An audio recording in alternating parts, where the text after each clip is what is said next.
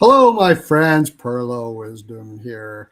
And I'm from Rico and Perlo's House of Exotic Heimies Picks Frolic, which you can get most nights if there's games now at 10:30 Eastern Time. We go over a whole bunch of betting stuff that we do. And you get to watch handicappers out why they get their bets. All our professional, semi-professional to professional handicappers and do very well. So you might want to check that out. But today I am going to be looking at John Tortorella and his big media snub that he did a couple days ago after Vegas beat the Anaheim Ducks in 6 games, or was it 5 games?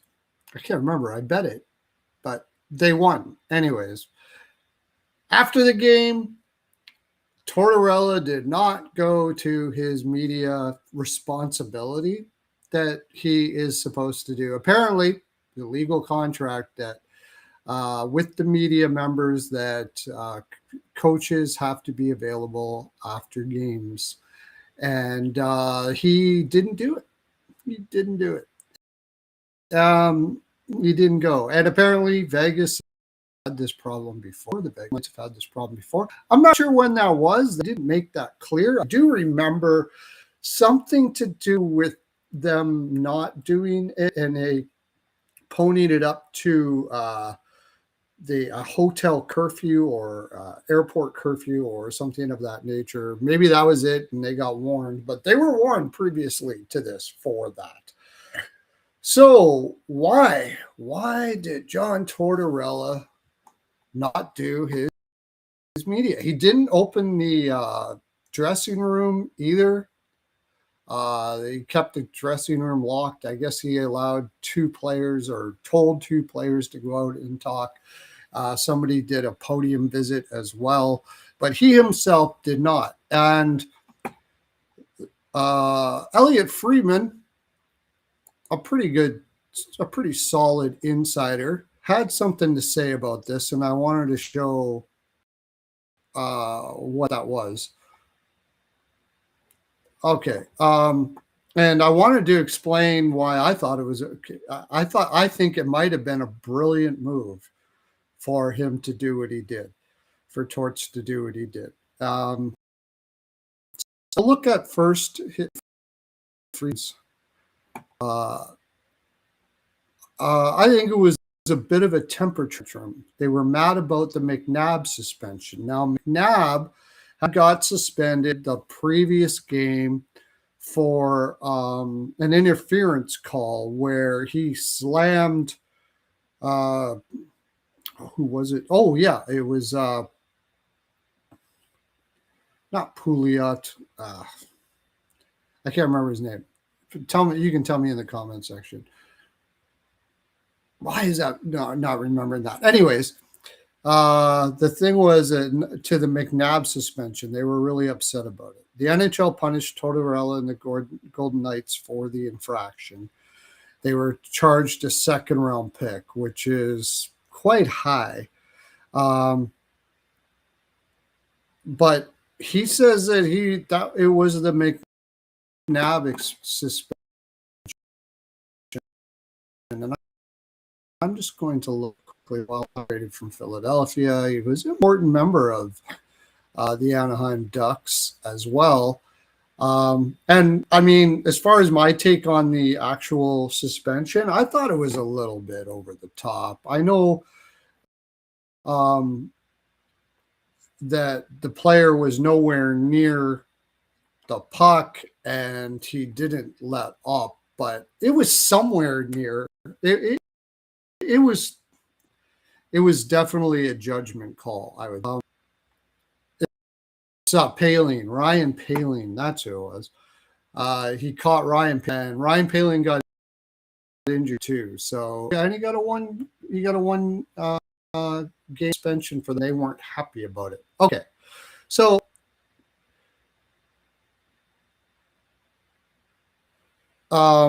well, this is interesting. Like usual, I got people in the chat here, and I'll bring up some of the things that they're saying. Regardless of what you think about the hit, they obviously were unhappy with it. And here's my take on the brilliance of Tortorella. Tortorella is my favorite coach of all time. I will say that here. I'm trying not to be biased with this, and I don't think I am being biased. I'm not saying he's the best coach of all time. I'm saying he's my favorite coach of all time.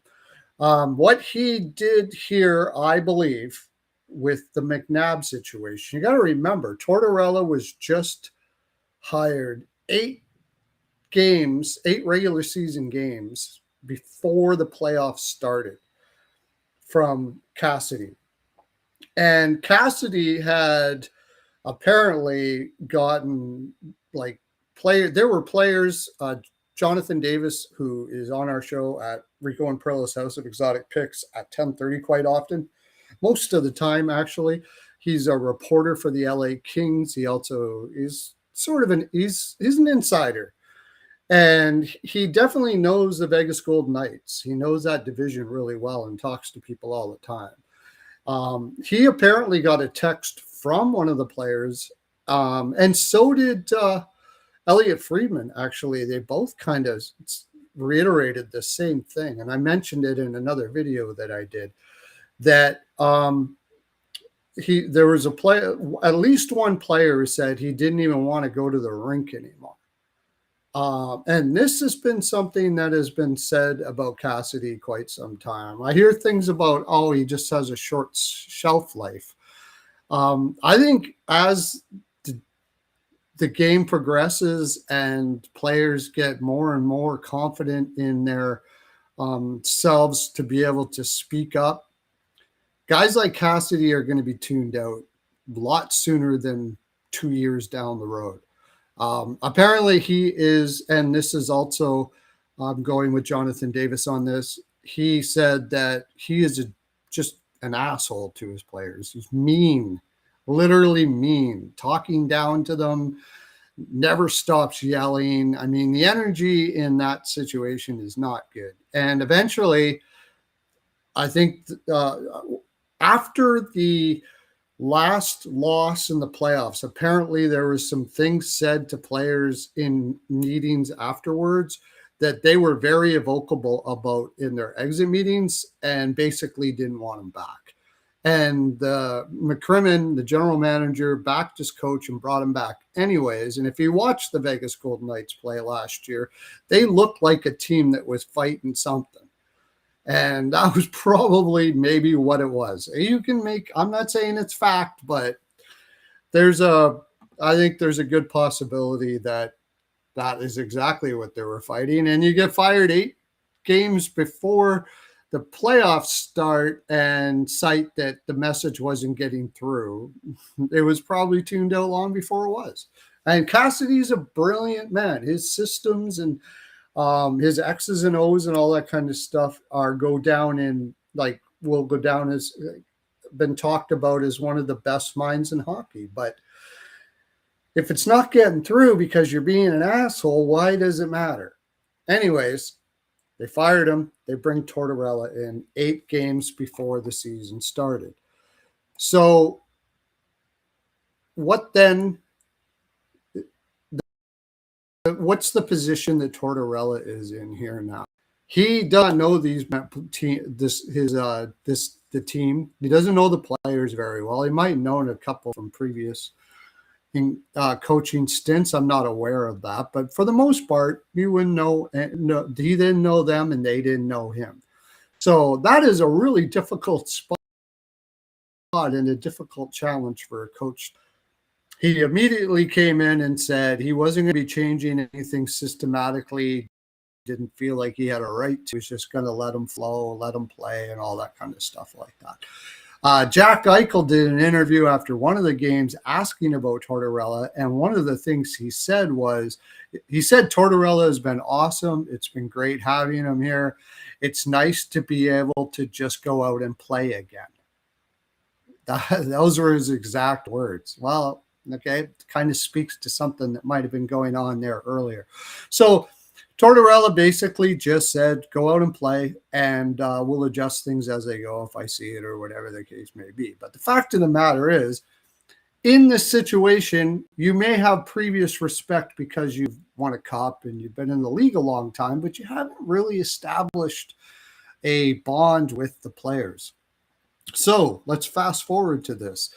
Elliot Friedman, as it just showed, says that he thinks it's very likely that they were having a temper tantrum over the McNabb suspension.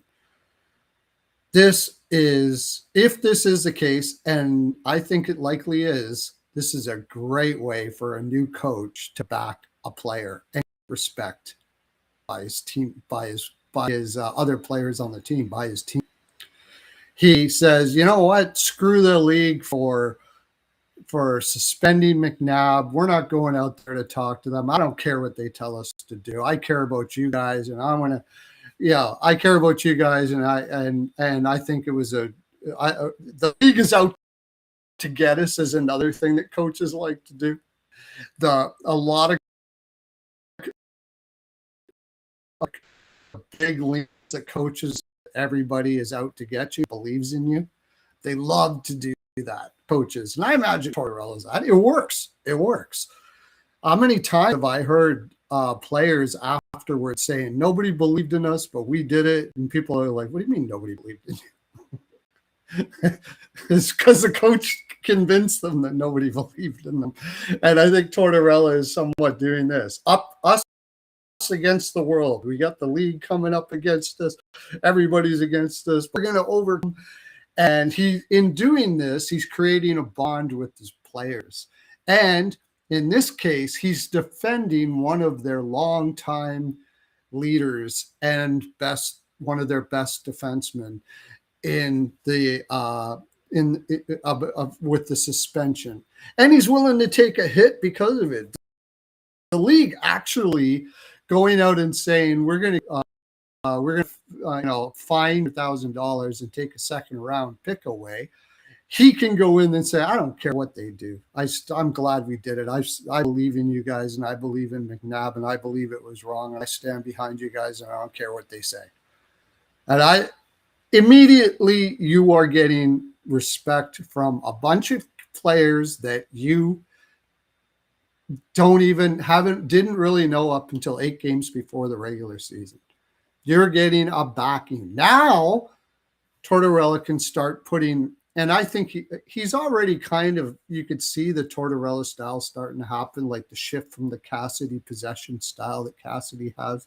I'm not saying there's anything wrong with that possession style, but you're seeing a shift from that to a more long pass. Cassidy believes his system involves passes and then out. Everybody backing each other up. It's very effective. Don't get me wrong. I mean, you need forwards that are going to be able to be there and do it, know what they got to do. But and Vegas had that, so it's an effective system. But Tortorella is more of a long pass speed guy. He's more of the puck moves faster than your feet type of guy, and he likes a lot of shooting, and he likes adjustment in the game. He doesn't mind a possession style if it's working, but if it's not, you better be able to shoot and grind it out in front of the net and all of those sort of things like that. And I think you start to see these things leak into Vegas's game. They were shooting more than they were with Cassidy. They weren't passing as much. There was more of that type of game sort of leaking in. But now that he's did this, he can get the trust of his players. And I think that's the big word here. I don't know if he thought that I'm going to do this to get trust, or if it's just an instinctual thing or a combination of both. But what I believe will end up doing, or has ended up doing, is getting trust from his players. Because if you're willing to back a player that you believe is wrongfully suspended, and probably the players as well, in that situation, and you're willing to take the personal hit for it, you can then go and say, you back each other up too. Play for each other. Sacrifice to win. And he's doing it. He's showing it and doing it himself. So regardless of what you think about him skipping the media, and so I'll go further than this. All right. I want to talk to some, my media friends out there. I'm sure you're watching, right? You got to be one of the two people that are watching. But I have media friends out there, and I don't want to shit on them, because I know one thing that was out there is there was people going, screw the media, blah blah blah blah blah. No, I'm not saying that at all. Definitely was very, some of them I like, sometimes it's used not in a very good way, but I love good media guys, and there's great media guys out there like Jimmy Murphy. I love Jimmy Murphy. Richardson, the guy that comes on my Puckin' Deep thing all the time. He's fantastic. There's David Staples from Edmonton. I mean, I could go on and on. There's lots of great media people. They work hard. They travel a lot. Don't get paid huge. I get it. Okay. There was many that were very upset that he didn't come out and speak, because it was disrespectful to them, who probably were there from morning until night, and then they had to write something, and then they got to travel afterwards. And I can get it in the moment at the time, but okay, what Tortorella did gave media people much more to talk about than what would have happened if he would have showed up to that media. Okay, because in the playoffs especially, and JD said this on the show, it's that after that post-game media thing with coaches is useless. It gives you nothing in the playoffs. Nobody wants to tell you anything. Nobody's going to answer you about who's injured or how injured or when they're back or anything like that. Coaches are not wanting to give up information at all. It's basically a bore fest. And then the media, the writers have to make something interesting to say from very little information they got from the coach. If Tortorella did come out, he probably would have said a few things like very short and just left, and they would have had nothing. So as it turns out, and not only that, for those that were really pooping on Tortorella for doing this, like there was a couple of media guys that were really vocal. I think Campbell was one of them, very vocal about his disrespect to media doing this. You should be counting your lucky stars that Tortorella is a coach in the league right now, praying to God that Vegas hires him again, which I think they will after this, because he gives you gold, man. Tortorella doesn't quite often speaks right from the cuff, and he says things that are interesting. He may not agree with it, or it may sound crunchy, or he may get on a media guy, or whatever he may say. It's noteworthy. It's article worthy. There's a lot of great coaches I love as well, who, like for instance, I think Knobloch in Edmonton is actually a very good coach. I hope he gets rehired again. But my gosh, listen to that guy speak after a game. How the heck are you going to find anything to write about with him, man? He's dry as hell. He gives you stock answers. And most of them are Hines in Minnesota. Most of them, that's what the way they are. Nothing against them doesn't make them a great coach, and it's not their job to entertain you after that. That's not what they are. It's nice, but most coaches give you nothing. So a guy like Tortorella, I mean, he's done it. He said some awesome stuff afterwards. Shocking, sometimes you could call it, or whatever. He's giving you something to write about. So give the guy a bone here, man. Getting all high and almighty for him doing not the event. I mean, if I was a writer at that time, the first thing that would pop in my head is, oh, I got something to write about today.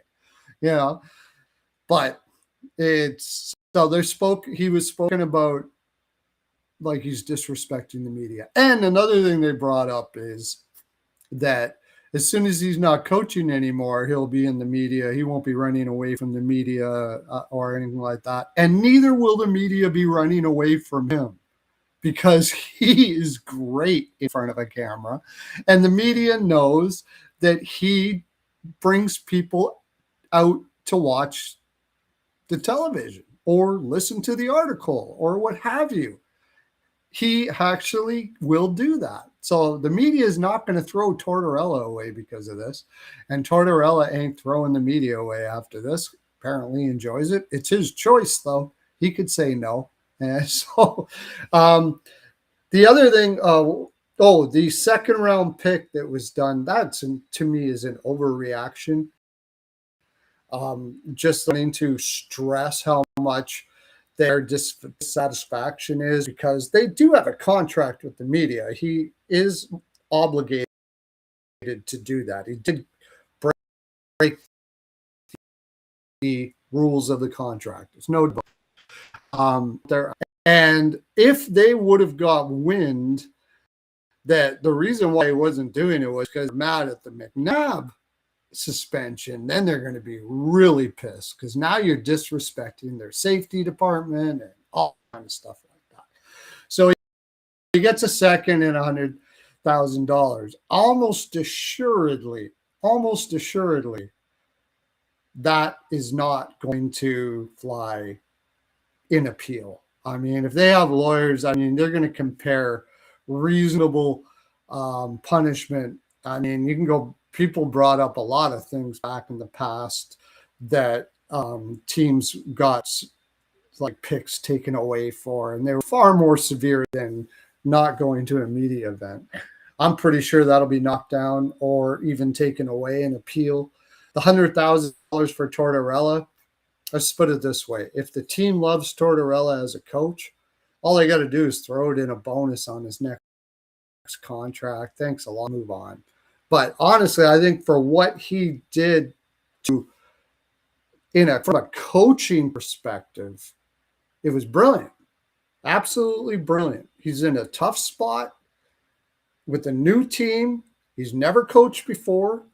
He hasn't built a relationship with them to build trust. Relationship and trust are the same thing. And he goes out and builds trust. He backs a player and says, I'm willing to take the hit, whatever it is, because I'm backing this player. And the team probably loves it. They love McNabb. If they love McNabb and they love and Tortorella is backing him, they're probably going to have more love for Tortorella too. So I thought it was a great move. And the other thing, the next thing that I heard a lot on Twitter was that the league is now going to give Vegas more penalties because they're mad at him or whatever the case may be because of Tortorella and something like that or whatever. And, I don't know how much is the NHL involved with the referee saying, that's not a conspiracy. I can't see any proof of that. Oh, Mark, I'll answer some of the things here. So, I haven't seen any proof of that, but we'll see. But even if they did do something like that, Tortorella could spin it like, see, they're all out against us again. They're all the league's out against us, and everybody's against us, and they can use that energy to bring more drive to his team and have them fight for each other and fight in the game and all that kind of stuff like that. So. Be careful, NHL, in what you do. You might create more of a monster and more of a winning attitude in that team than you think. I wouldn't be I'd be putting this under the rug and leaving it quiet from here on in. And to tell you the honest truth, I think the league more did it just because, we got it rather than, I could be wrong. Losing today with no games. This is just what I need. Nice. So losing it when I love talking hockey and I come on here anytime. So thanks for coming in, Mark. His style of this is Cal from Saul.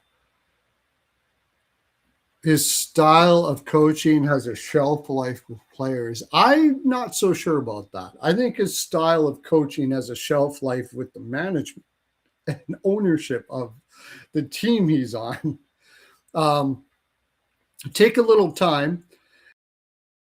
YouTube players that talk about players talking about Tortorella. I know Spit Nicholas.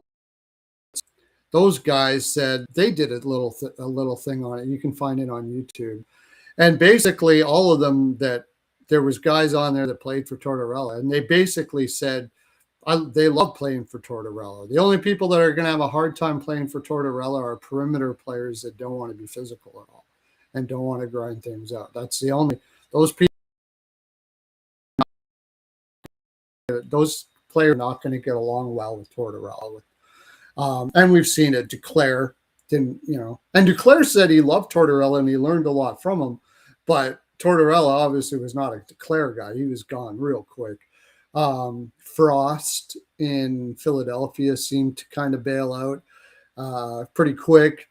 He is a perimeter player, very smart one though. Actually, I kind of had my issue with Tortorella on that one, but he is a smart player. But he goes to Calgary. He's kind of a third line, not very big perimeter guy, and Tortorella is not a really big fan of that. Those are just a couple. There might have been more.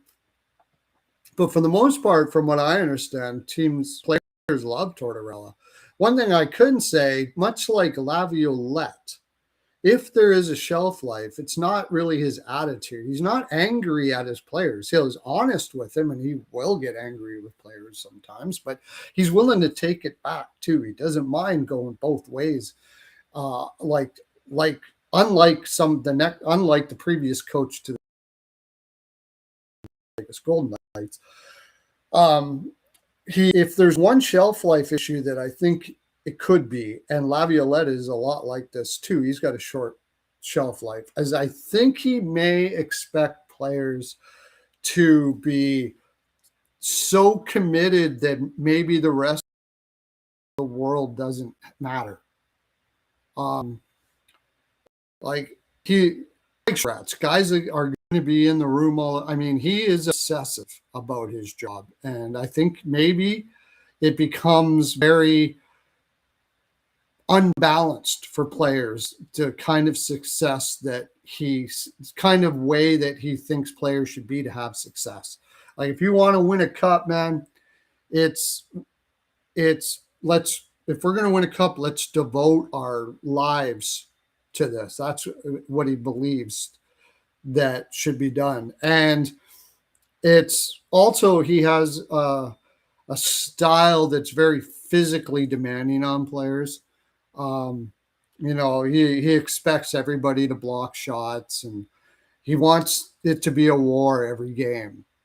And I think he could actually take it back a little bit on that, for sure.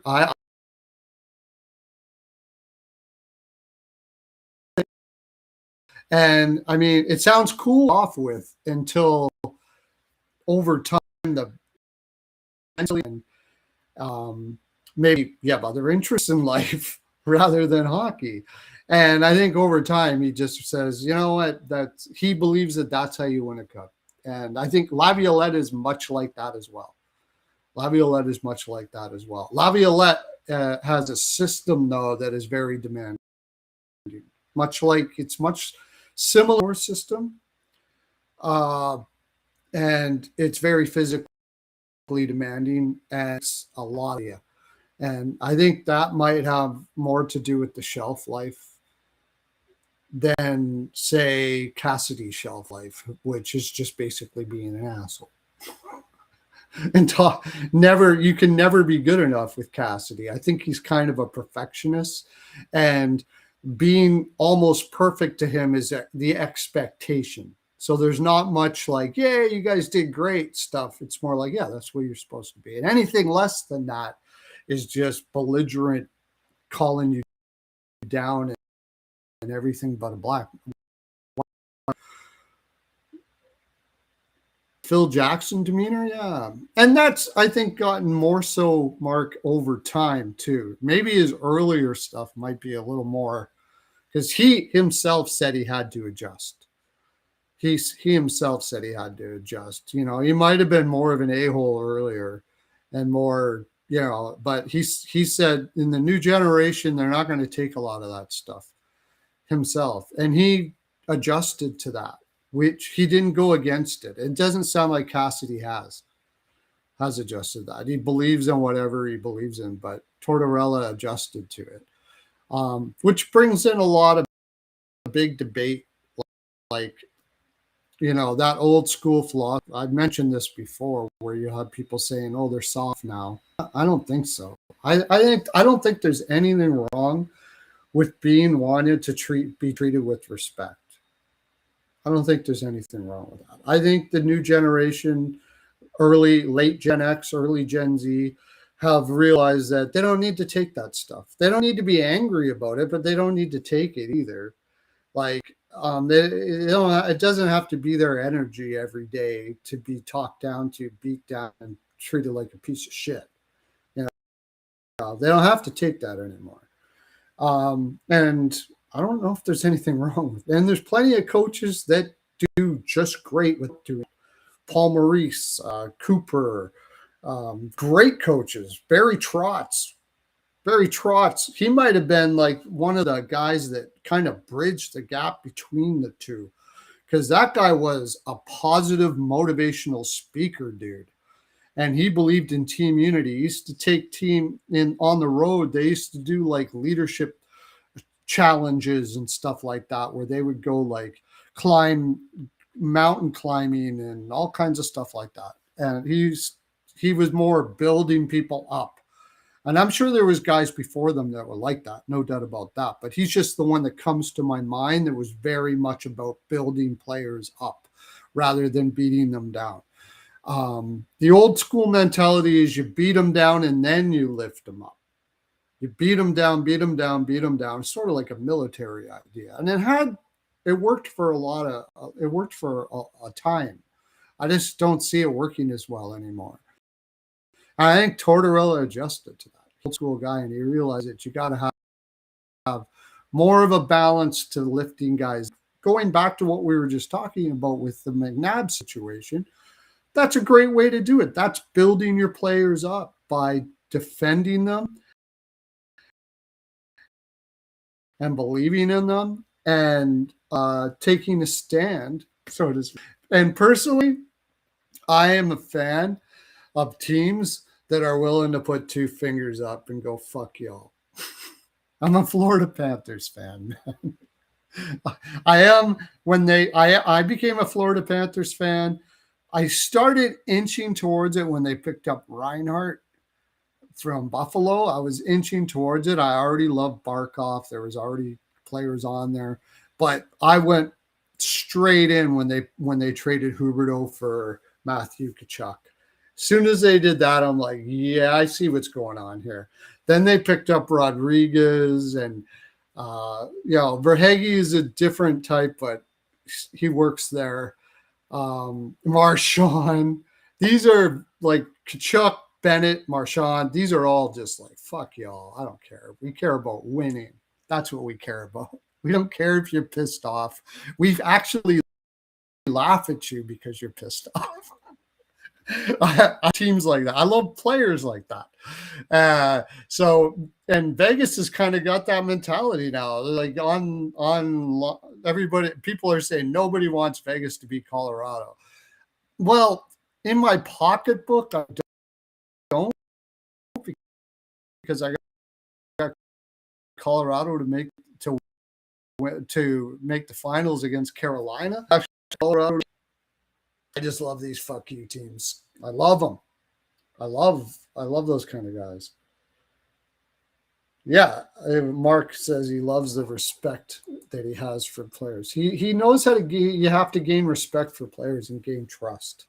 And he uses different angles to do that. One of my favorite Tortorella was when he was in Vancouver. That room, Vancouver Canucks at that time, there was a lot of missing battle in that team, and I don't think the Sedins are part of that. By the way, I think the Sedins were battlers in their own way. They weren't the most physical guys in the world, but they didn't back down from anybody either, especially Daniel. Like, I don't think that was the case, but I think there was a lot of that in that room. And if you remember that one, he lost his mind after the game in the with the coach and their son. I don't know what all the details were, but Tortorella lost his freaking mind, and he brought fire. And I think he did that because he saw that that team needed that. He wanted to be an example of what he wanted the players to be. You need more fire in your game. You need more hate in your game. He said it before. He has mentioned that he doesn't like to do that outside of the rink. But when you get in the rink, we're here for a war. The game of hockey was meant to be to take a term from Burke, a truculent sport. It was meant for physicality, intimidation, and hate. Fun hate. That's why I like the Florida Panthers. Florida Panthers players love to hate. They love that hate part of the game. Now, I think outside the rink, it's probably, it's a little different. When they're in the rink, they love to hate you. They absolutely love it. With Tortorella, that's what he believes. He believes that the game was meant that way. And the way to win is to have that in your heart. It's a spirit of hate competition, not literal, not like you want somebody dead or something like that. I'm not talking about that crap. I'm talking about this in the spirit of competition, you have hate. Some people call it hate to lose. Yeah, I mean, I suppose that you could say that, but I think you can love to win and still hate on the ice, rather than you can love to win more than you hate to lose and still hate on the ice and love it and that's why I like the Florida Panthers. That's what I get from them. It's not so much that they hate to lose, it's that they really love to win, and winning involves hating, and they're willing to do anything to win, and they'll say anything on the ice, and they'll obviously Bennett. I don't think he ever wanted to actually end a goaltender's career like that. I don't think that was the there. If he's got unity, he's gonna leg drop a goaltender. Let's face it. I'm not going to sit here and defend Bennett like he didn't mean it. No, I'm not, because he did. And there was a lot of players like that. And I don't love players. I don't think he wants to injure guys. But if you happen to get injured, this is just to them part of the game. And I think he's going to. Colorado's got I think Colorado better be prepared for some hate in that series. They better be prepared for some hate and players that are going to be playing for each other. I think Vegas has more of a chance now than I thought they did before. I think Colorado's too deep. If Makar's shoulder is okay, but I'll get into that tonight at 30 Eastern, because we're going to talk about that.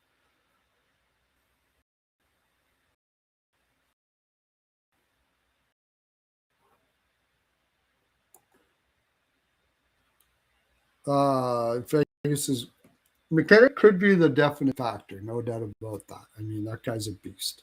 Eichel's a great player, but I think, yeah, I mean, McKinnon could definitely be the factor that can't be stopped, regardless of the team unity and everything that's going on there in Vegas.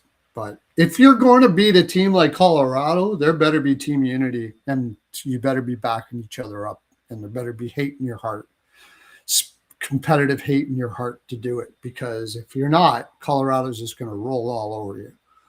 There's no doubt about that. So I think all of those things gave them a better chance. I'm not going to say that they are going to win. Canes are looking like the Florida-ish. I don't really know if I see. I mean, I see it in Hull. I see it. It's not the same kind of hate, I think, but it's there. And With Carolina, the big difference that this year than previous years is that they they get rest. That's a big difference. Brendan Moore's system is very demanding, and I think in previous years he's been very stubborn to not give guys a break a little bit in the regular season and stuff like that. I still think stubborn to not change that system a little bit every once in a while in the regular season. Maybe play a 1-3-1 every once in a while. Like, why do you need to kill your players every day playing that man on man? Because he wants to create machine players. He believes that you can create players that are so well conditioned and strong that they can play that system all the way through. And it just seems like he wants that marathon. He wants that challenge. And previous years, I said that that's and win a cup. It's Newman. As much as he may try to make machines like it, and I still think so. But in this year, now he's got an advantage because they've got a lot more tired teams with a condensed schedule, and their physical conditioning is going to be greater than other teams, I believe. Same as Colorado, by the way. McKinnon and the demands that he puts on his players as a captain for diet and hitting the gym, and like apparently it's pretty extreme. Like he'll get pissed at players if he sees them eating sugar and stuff like that. And I think this year it's been a huge advantage for them because of that. They're just dialed physically. Same, both teams are. But this year they're getting a huge advantage. First of all, Brendan Moore actually did rest players. He rested half his lineup and played half his lineup about 12 to 15 games, or no, was it 10 games in or something like that? And he did that for a road trip, a fairly long road trip, did that when he got home. And I was like, finally giving these, holy crap. And now what do? They beat Ottawa in 4. By the way, people thinking, oh, you just like look at their competition. Ottawa would have given Montreal and Buffalo a go. Telling you right now. Ottawa, if they were playing one of those two teams, would have given them a go. I'm not saying they would have won, but they would have given them a go. And they dummied the shit out of them. Carolina did. And Philadelphia was the best team in the league after the All-Star break. Now, I think they might have burnt themselves out doing that, but I bet Philadelphia to sweep that. So after I saw what I saw them do to Ottawa, I'm like, that Ottawa team's not as bad as they made them look. And I don't think that Ottawa team was like trying or something. Like just made them. It was more Carolina was well above them than Ottawa not being good. So Philadelphia. Now when you got these two teams coming up in a 7-game series, and Carolina has a little bit of rust to start off with, but this team is so good that way when they have rest. You're going to see it in the first game. What they're going to do is they're going to shoot from everywhere and get their legs moving and get physical right away. When the first game they played Ottawa, even, they did that. They had more hitting than they normally do. They just hit like crazy and got themselves awake and going and stuff like that. And that's probably what you're going to see when they play Montreal or Buffalo. Either, I mean, Montreal, I'll tell you what, like, kudos to you. You're doing so good. But I don't think that either one of those teams had a chance against Buffalo. But I'll get on that. I'll get more on that when tonight at 9:30. I just wanted to come in and talk about that Tortorella stuff. Thanks for coming in, everybody. And yeah, it ticks me off when this maybe stop. Why this thing breaks up on me all the time. It should be better now. But thanks for coming in, everybody. I just wanted to do a quick show. I might be doing another one right away if I find something to talk about. Have a great day. Talk to you at 9:30 Eastern. 10:30 Eastern tonight. We'll be talking about the game tomorrow and the Colorado Vegas series. So Rico and Perlo's House of Exotic Picks Frolic.